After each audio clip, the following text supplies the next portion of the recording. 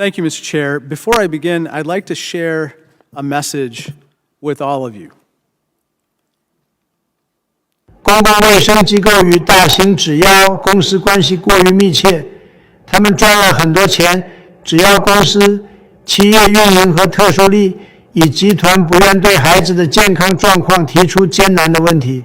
若纸妖公司欺骗美国患者和纳税人，必须接受调查并承担责任。Now, before you ask, the answer is no. Donald Trump did not become fluent in Mandarin since he left the White House.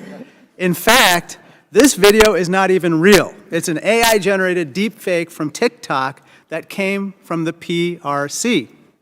During our time on this committee, we've seen how our strategic competition with the CCP has unfolded across many sectors.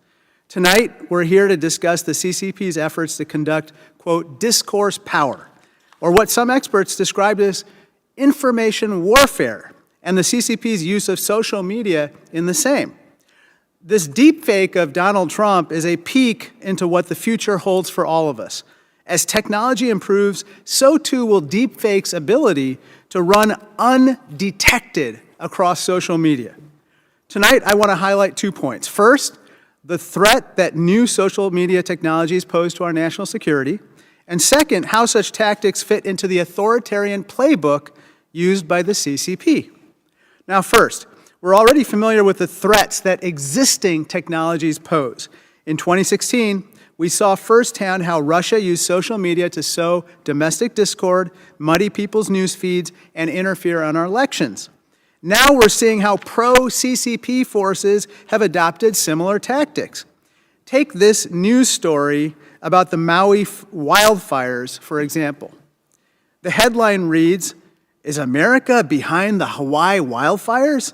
MI6 says it was a weather weapon experiment. The article's text wildly claims the fires were a, quote, deliberate act of sabotage. This story was part of a disinformation campaign that over 85 pro-CCP accounts spread across 15 social media platforms. As we head into the 2024 elections, we must now contend with additional technologies like the deepfake video you just saw, and these present new challenges. One video featuring fake Donald Trump is alarming enough, but similar tactics applied on a broader scale by a foreign adversary present challenges we have never seen before. Of course, we cannot talk about the CCP's influence over online content without discussing TikTok, as the chairman pointed out. As many of you know, TikTok's parent corporation is ByteDance, a PRC-based company. According to independent analysts, there are many cases where ByteDance and TikTok suppressed content unfavorable to the CCP. This is unacceptable and raises the concern that social media platforms in the U.S. are subject to coercion by the CCP or even other regimes. Put in the wrong hands, online influence operations can foment unrest, sway elections, and in the worst circumstances, could cause political violence. This is the authoritarian playbook.